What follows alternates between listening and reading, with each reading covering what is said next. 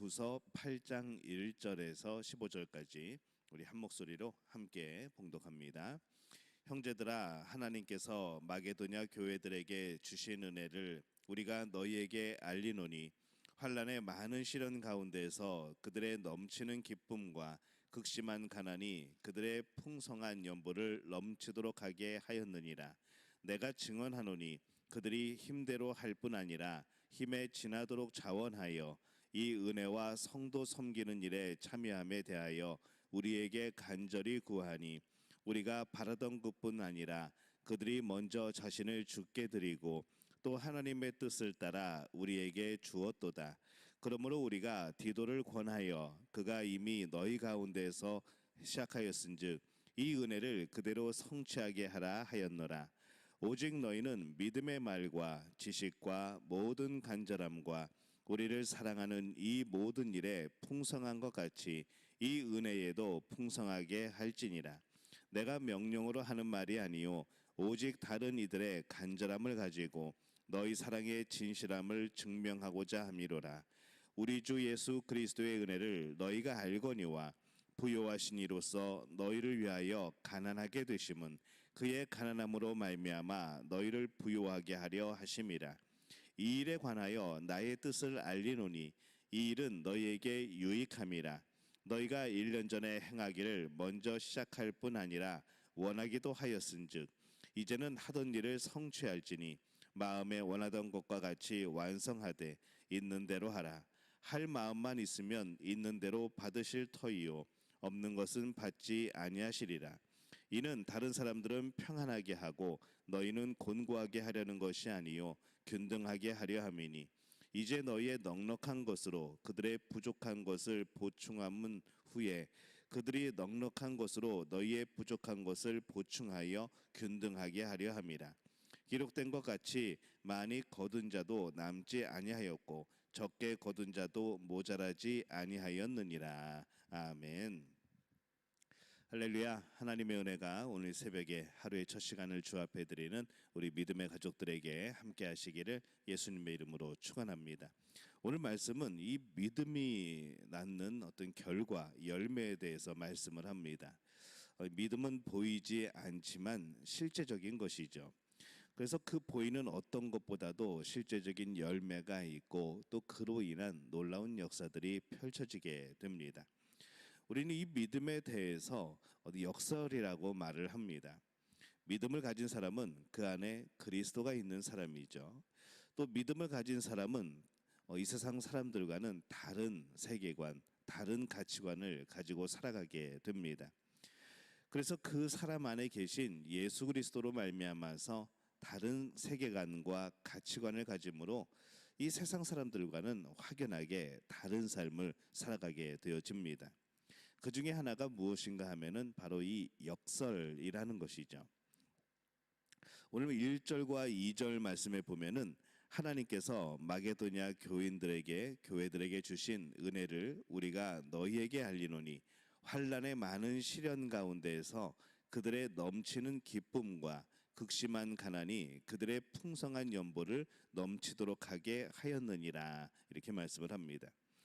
바울은 이 고린도 교인들에게 이 마게도냐 지역의 교회들에서 있었던 일을 지금 전하고 있습니다. 그들에게 많은 환난이 있었죠.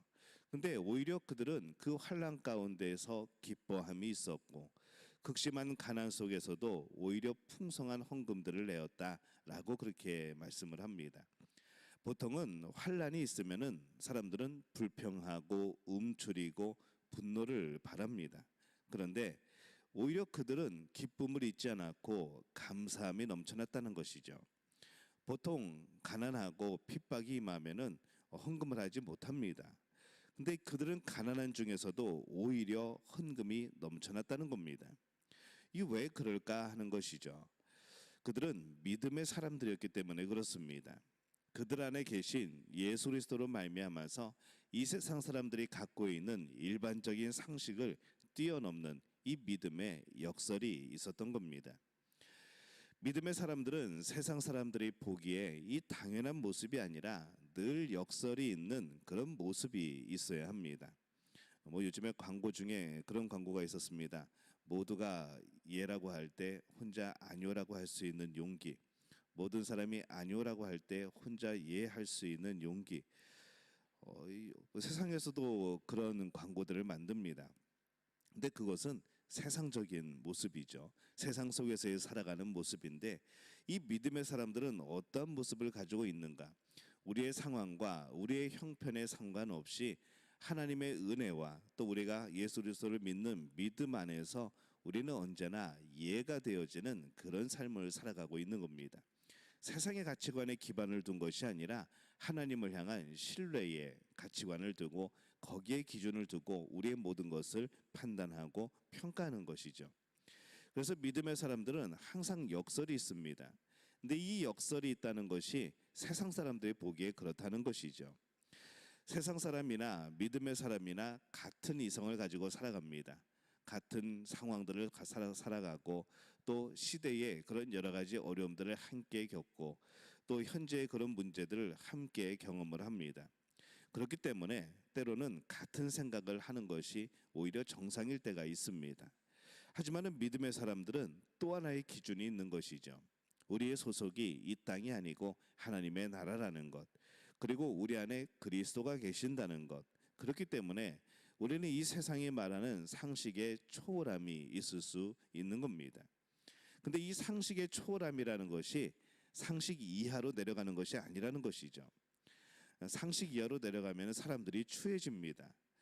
이 상식을 넘어가는 아름다운 역설이 있다는 겁니다. 그 역설은 추한 모습으로 뭔가 이상하고 막 그런 모습이 아니라 아름다운 열매를 맺는 그러한 역설이라는 것이죠.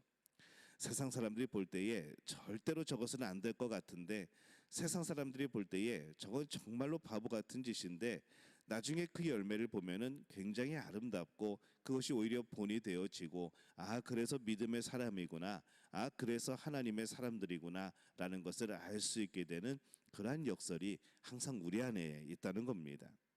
그 역설을 만들어 가시는 분은 하나님이시라는 것이죠. 분명히 하기 힘든데 오히려 더 아름답게 이루어내는 믿음, 저는 그 믿음이 우리의 믿음 가족들에게 있게 되시기를 예수님의 이름으로 축원합니다. 세상의 힘을 뛰어넘어서 발휘되는 능력, 이것이 우리가 가진 역설입니다. 이것이 뭐 강요한다고 되겠습니까? 자원한다고 뭐 이것이 어떻게 되겠습니까? 이것은 하나님 안에 있는 믿음으로 우리가 스스로 나서게 될 때에 바로 나타나게 되는 그런 놀라운 역사인 것이죠. 믿음의 사람들에게는 항상 이러한 역설이 있었습니다. 그 역설에서 일반 사람들은 믿는 사람들의 믿음이 무엇인가를 발견하게 되는 것이죠. 예수님을 믿는다는 것이 어떠한 의미인가를 바로 우리의 그런 삶의 역설을 통해서 그들은 발견하는 겁니다. 그래서 생각해 봅니다. 우리는 역설이 있는 믿음일까? 나의 믿음의 생활의 어떤 부분이 역설적인 아름다운 모습일까? 이 역설이 만드는 아름다운 신앙의 모습이 우리 믿음 가족들에게 넘쳐나게 되시기를 예수님의 이름으로 축원합니다. 믿음을 가지기 전 사람들은 자기 스스로를 구원하는 일에 모든 힘을 쏟습니다. 왜냐하면 무엇인가 잘못됐다는 것을 알기 때문이죠. 예수님을 믿건 믿지 않던 뭔가 이 세상은 잘못되어 있고 결국 이 세상이 끝을 향해 달려가고 있고 그런 불안함이 있고 그렇기 때문에 이 사람들은 자연적으로 우리 안에 본성으로 내재되어 있는 이 구원을 향한 그런 소망이 생겨나게 됩니다. 근데 그 소망, 구원에 대한 소망의 길을 찾지를 못하죠. 죄의 문제를 해결할 수 없었고 죽음의 문제를 해결할 수 없었습니다. 모든 힘을 다하고 아무리 뭐 연구를 하고 여러 가지 뭐 수도원에 들어가서 뭘 하고 아무리 인간적인 노력을 다해도 이 죄의 문제와 죽음의 문제는 해결할 수 없었던 것이죠.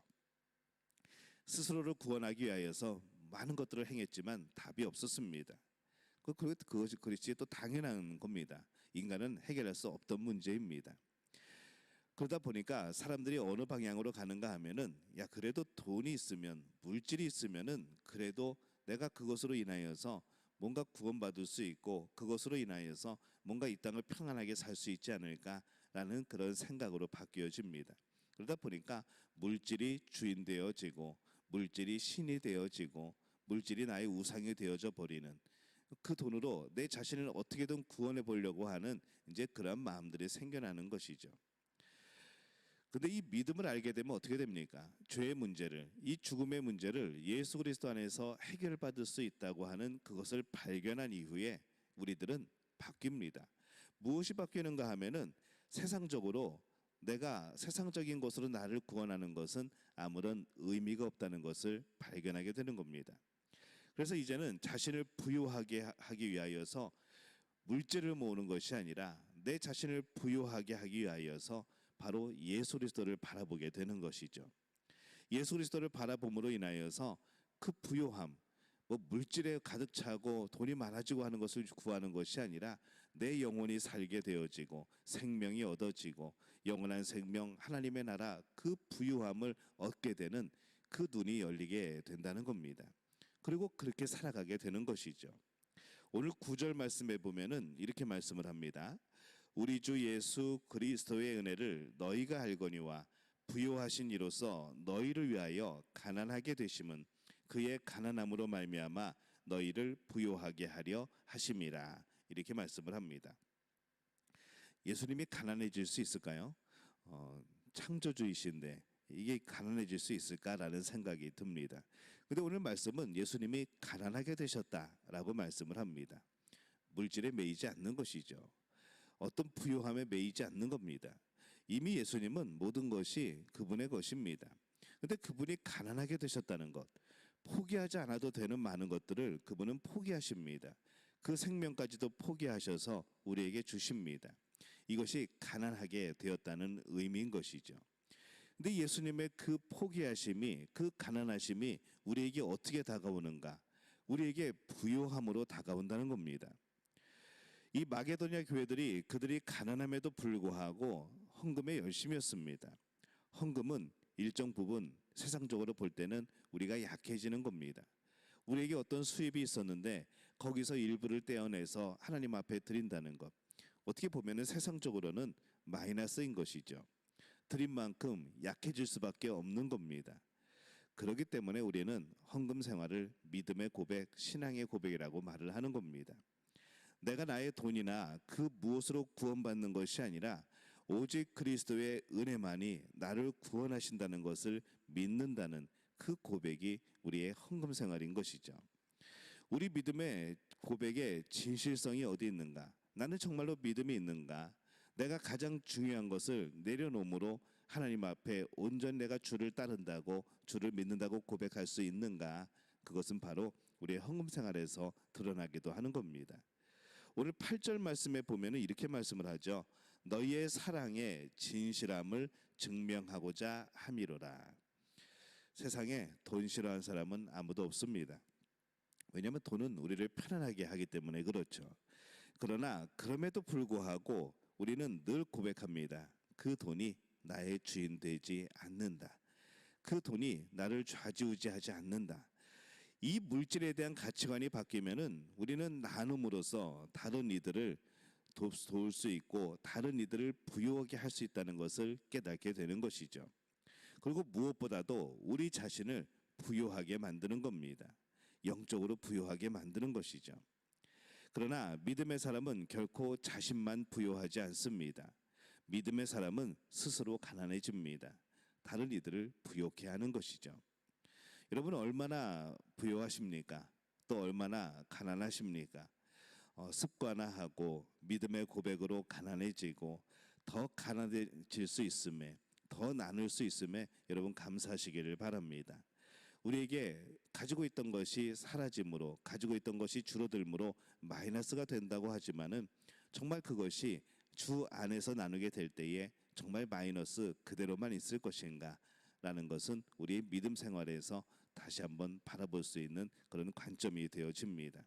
절대로 그것은 마이너스가 아닐 겁니다.